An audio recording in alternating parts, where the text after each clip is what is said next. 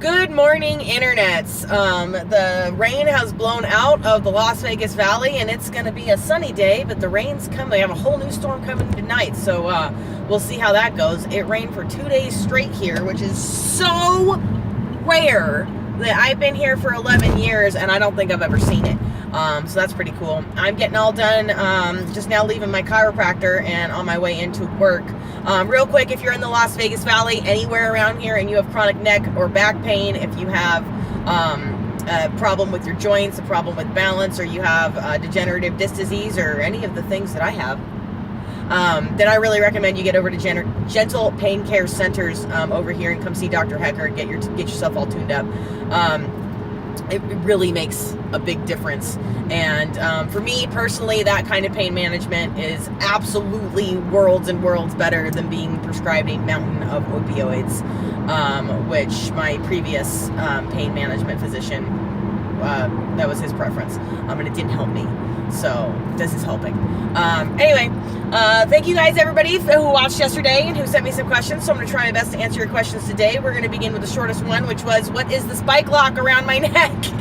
This is not a bike lock. This is my headset. The little headphone comes out, and I'm able to make and take calls and listen to music and all those things all day long. The reason I have a headset on all of the time is that I make and receive anywhere from 15 to 45 to 60 phone calls in a day.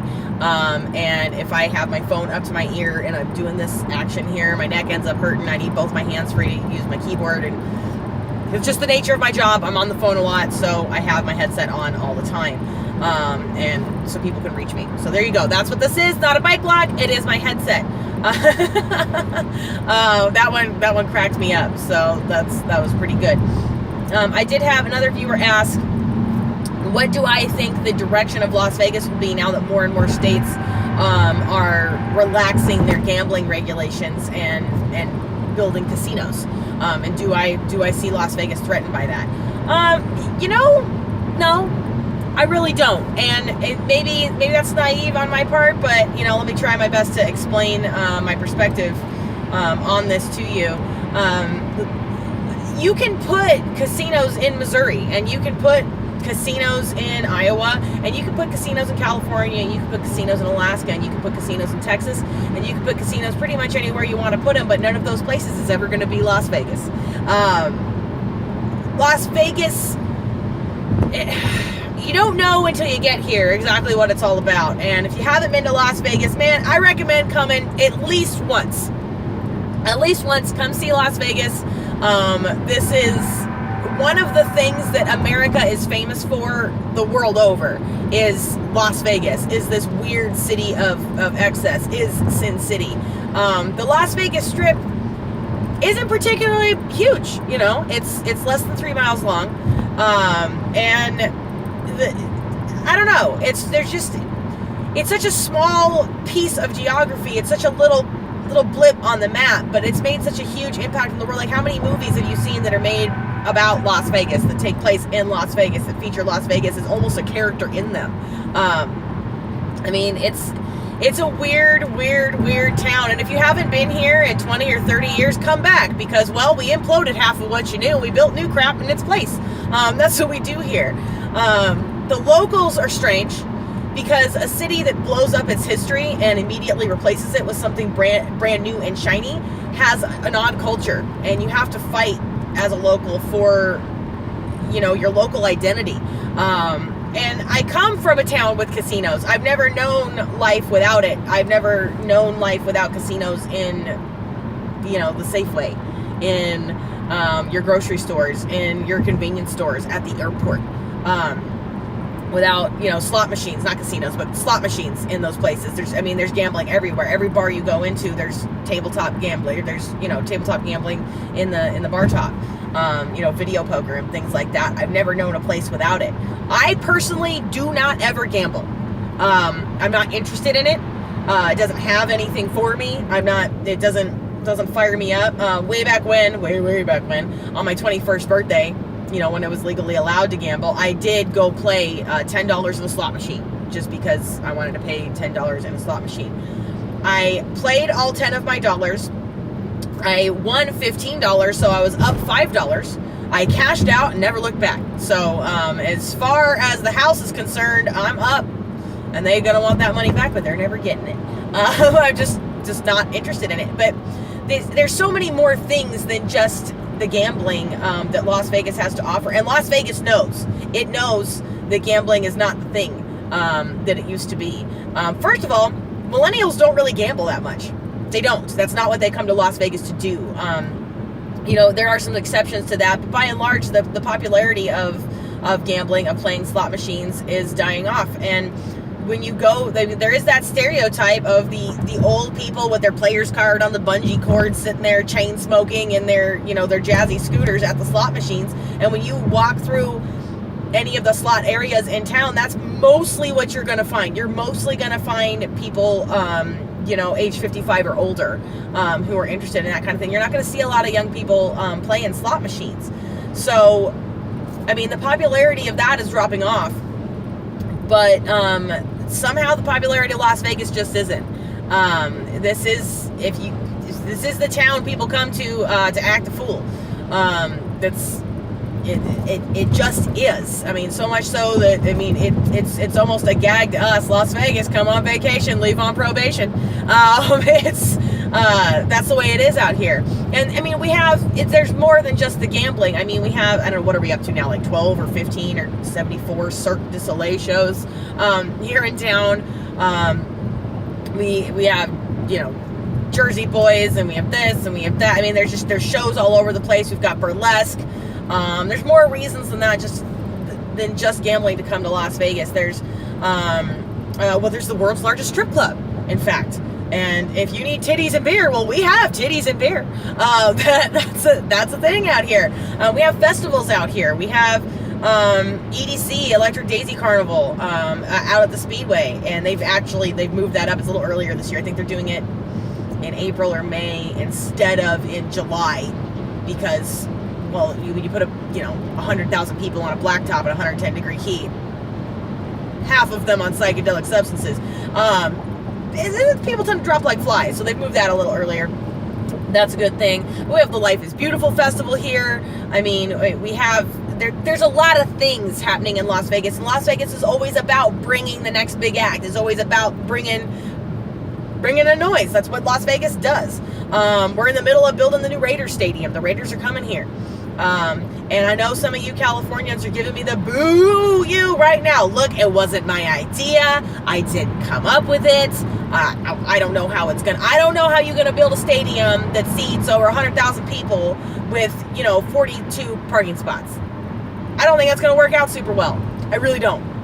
Skeptical about it, but like it or not, the Raiders are coming, and it's changing things here. It's changing property values here. For example, I just found out that we're going to have to move, that the condo we've been renting, the owner wants to sell it, and the new buyer isn't going to want to rent it anymore. Actually wants to live in it, and we have to move. And what we were paying for that amount of space 2 years ago when we signed the lease, I mean, it's now gone up by a sizable margin. It's going to be, for the same amount of space, another $200 to $400 a month if we want to keep that same amount of space. And that's a challenge we're going to have to face at the end of March when it comes time to move, because space is at a premium out here. Las Vegas is a growing city. I don't feel threatened by other places legalizing gambling. We're more than gambling. Google is building a campus out in Henderson right now, and it just continues to grow. There are a few electric car companies looking at space in North Las Vegas, which is a city of its own, by the way. North Las Vegas has its own mayor, has its own police force, has its own everything. North Las Vegas is not Las Vegas. It's not just the north part of Las Vegas. North side is its own city. We have really 4 major cities that we deal with when we're talking about Las Vegas. I presently live in Henderson, right on the edge of Henderson and Las Vegas. It's my first time living in Henderson. Every other address I've ever had out here has been a Las Vegas address. So we have Las Vegas, we have Henderson, we have North Las Vegas, and then just a little ways down the road, less than 30 minutes away, we have Boulder City. So it's those are the areas that we're dealing with. But it's all within the sphere of influence of Las Vegas. So that's what we're dealing with out here. And no, I don't. There's always going to be a reason to come to Las Vegas. Other cities might have gambling, and other cities might have casinos, but they don't do it like we do. They just don't. We have a way of being sillier than everybody else. We have a way of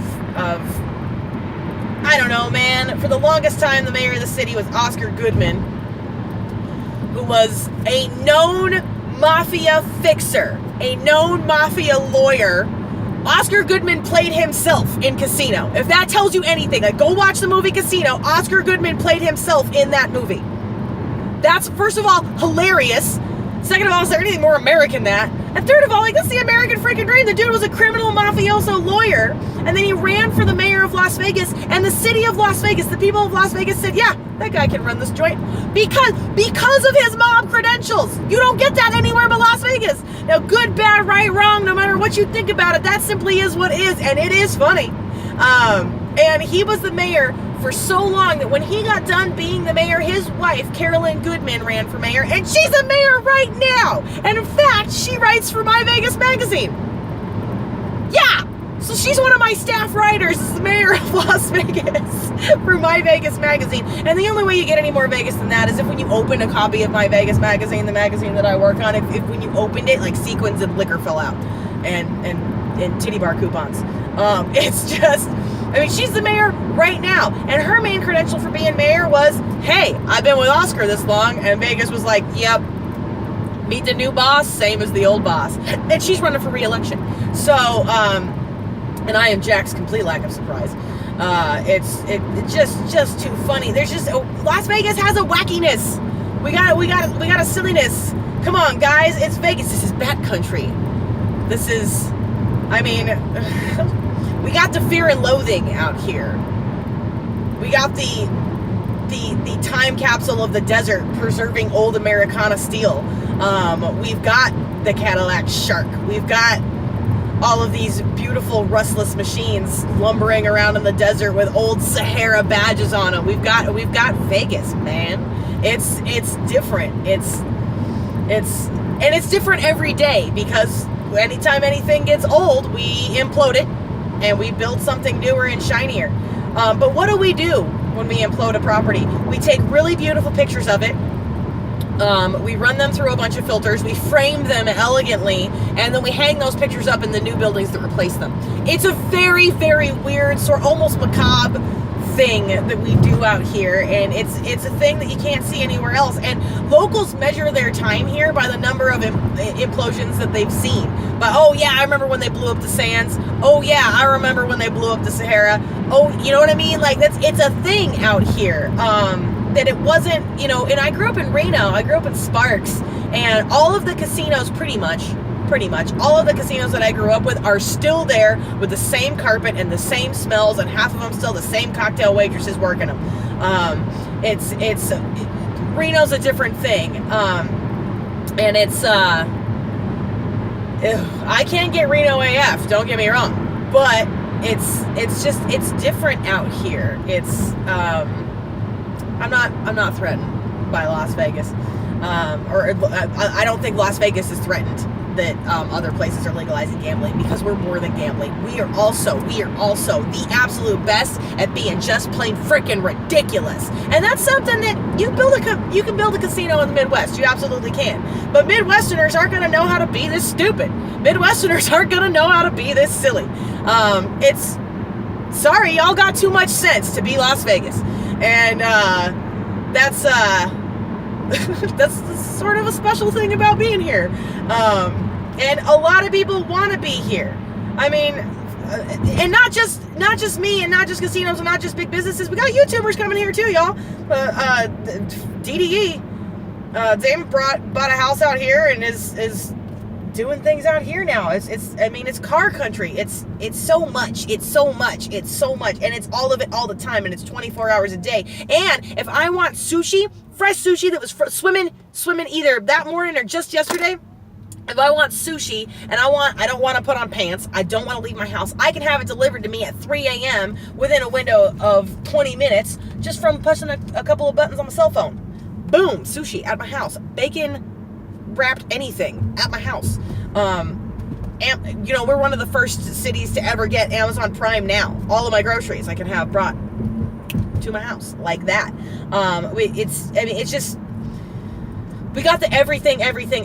We got it all the time. And that does come with its challenges. I mean, gambling does come with a certain amount of, you see an uptick in crime anywhere you legalize gambling. That's a thing that's going to happen. And so there are some downsides to that. But as far as like the Vegas atmosphere, I mean, you don't, if all you want to do is gamble, chances are there's somewhere closer to you where you can go. You can go to an Indian casino. There's a lot of different places that you can go. Las Vegas, we by no means have a monopoly on gambling. Absolutely not. But if you want the Las Vegas experience, there's nowhere you can go but Las Vegas to get it. You can't go to Atlantic City to get it. You can't go to Monte Carlo to get it. If you want the Las Vegas experience, you have to come to Las Vegas to get it. And you know, while you're here, we should go to a buffet.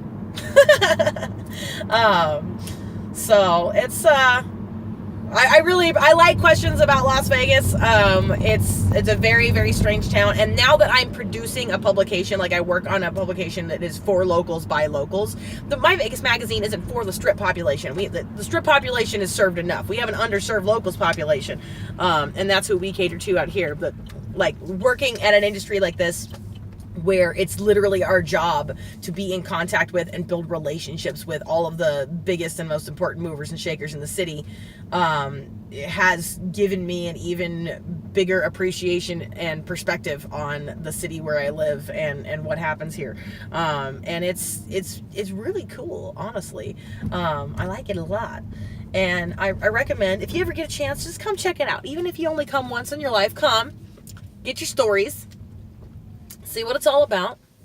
It's a special thing, man.